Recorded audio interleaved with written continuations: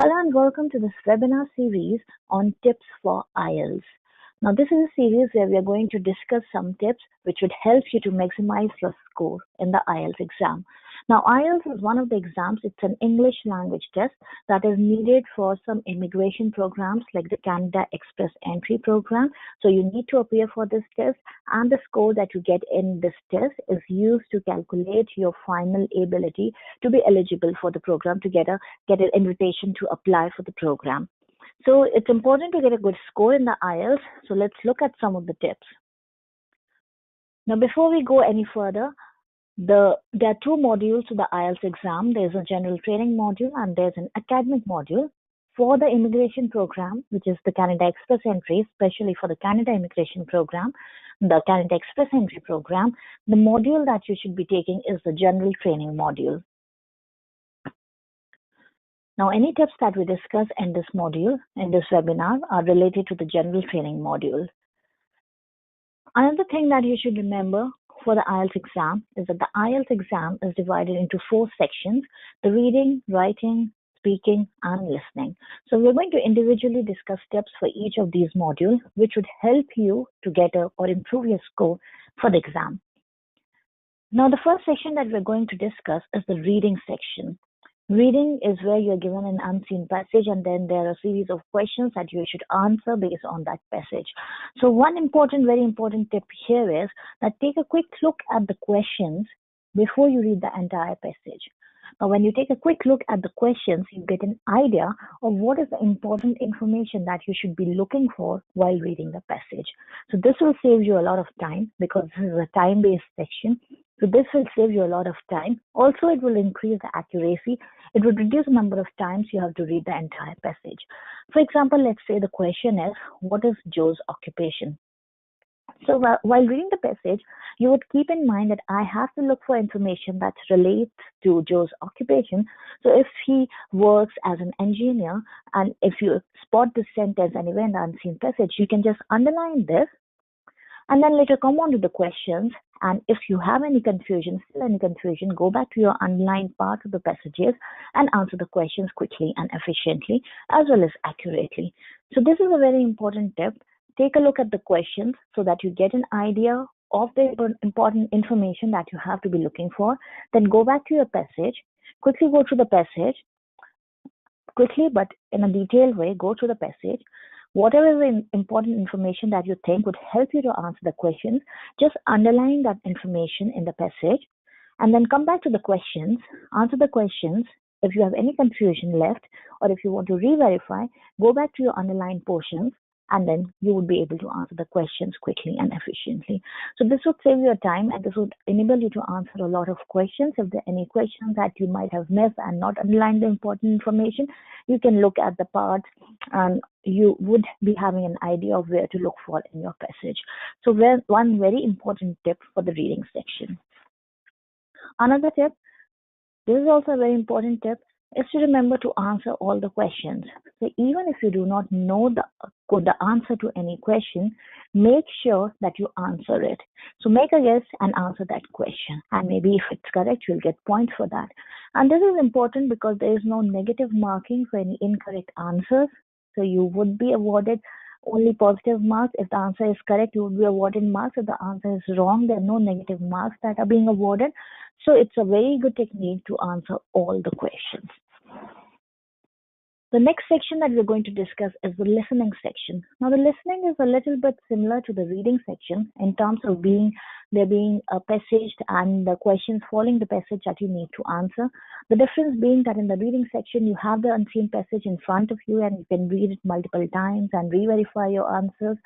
But while for the listening section, you have to listen to the recording that would be played to you in different accents of the English speakers, and then you have to answer the questions based on what you have heard in the recording, and it will not be repeated. So you have to be very focused while listening to the recording. The tip that we discussed for the reading section, that read the questions before the recording is played, before you go through the passage, is even more important in the listening section, because here the recording is played a limited number of times, so it is very important to know what is the information I'm actually looking for. So read the questions, get an idea of the information that you're looking for, focus on that information while listening to the passage, and answer your questions that follow the passage. The next tip is stay focused. Now here, because the recording is played a limited number of times and will not be repeated, you do not have the leisure to go back to the recording and re-verify your answers. Be very focused while listening to the recording. Also, the questions that you are asked are in the order of what is being played in the recording. So make a note of that and let it help you while answering your questions. Let's again answer all the questions. There is no negative marking, so make sure that you answer all the questions and get as many points as possible. Now, while practicing for the listening section of the IELTS exam, one very good way to practice is by listening to the English movies, English songs, or the English web series or teleseries. So listen to them as much as you can, but without the subtitles. So switch off the subtitles, because if you switch on the subtitles, all the focus is on reading the subtitles. That makes it so easy for you to understand. Once you switch that off, then you would gradually start understanding the accents, the different accents in which people are speaking the English language. So if you have any trouble understanding the accents, then do follow this technique. Switch the subtitles off, listen to the English movies, songs, webinars, web series, teleseries, whatever is there on the internet. Listen to that.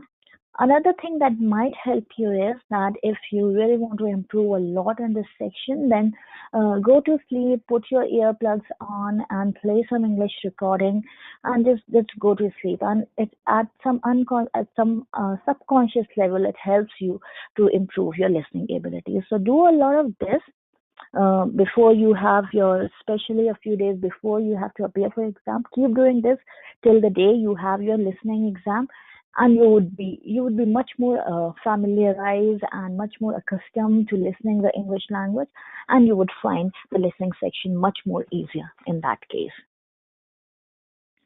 The next section that we're going to discuss is the writing section. Now, writing section, it's different from the reading and the listening section that we have seen so far. So the writing section, you would be asked to write a passage or a formal passage, informal passage, or a letter or something of that sort. So stick to the context.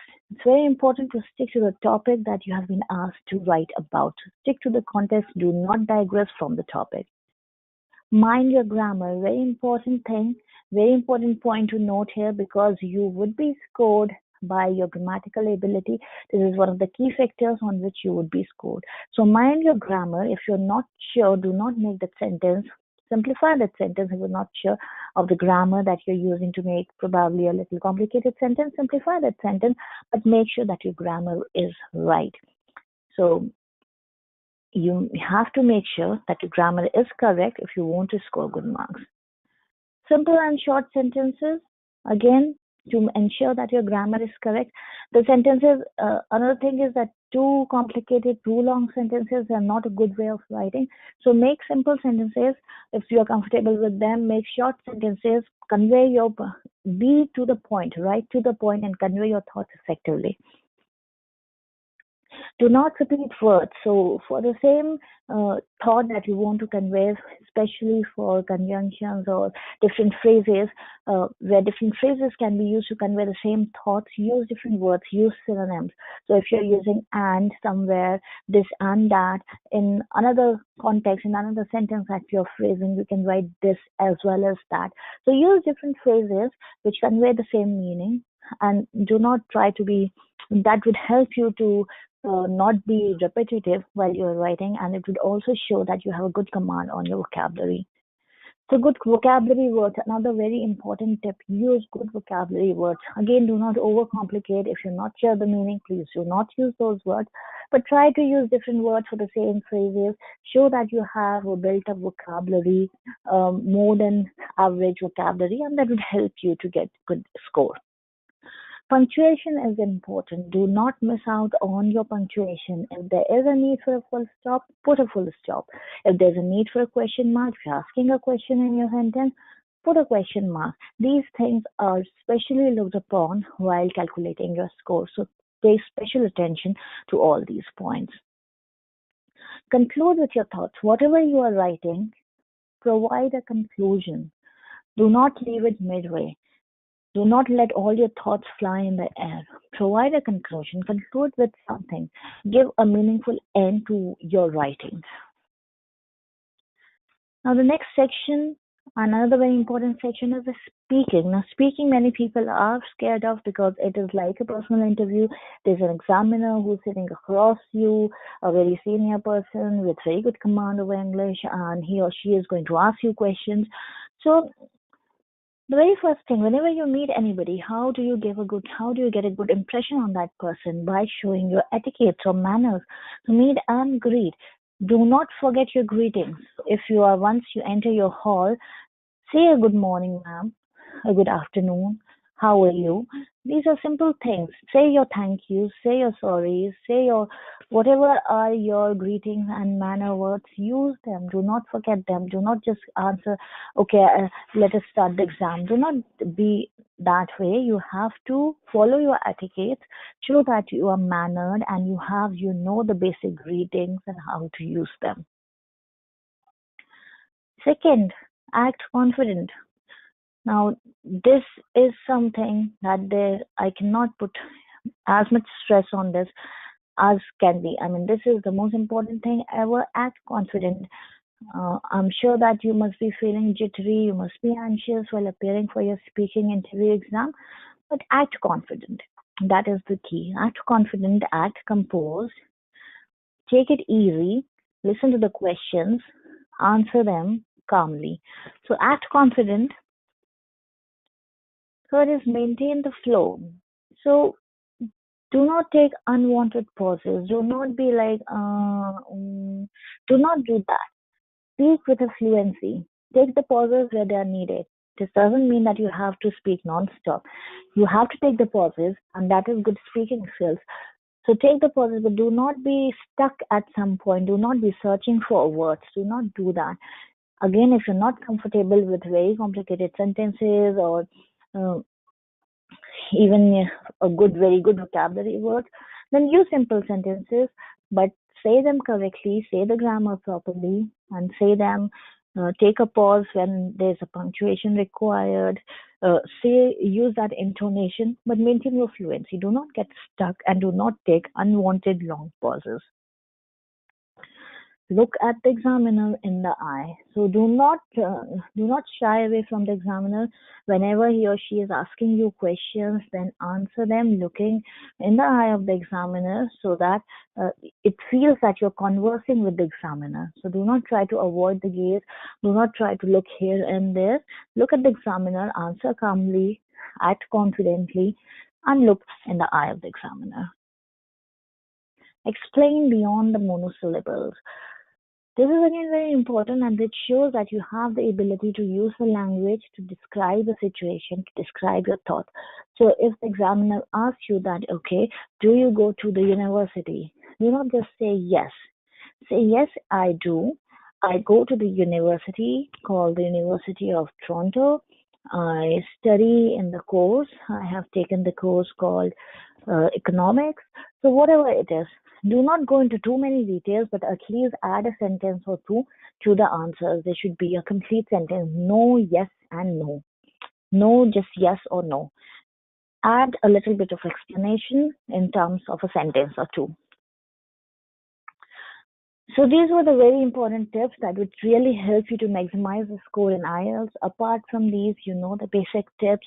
Reach at least 15 minutes before you are scheduled for your exam or your speaking test. Reach before for the speaking test, especially. Try to dress at least semi-formally so that you look professional enough. So these are simple tips. Act confident always. Any personal interview that would help you always. This is a general interview tip.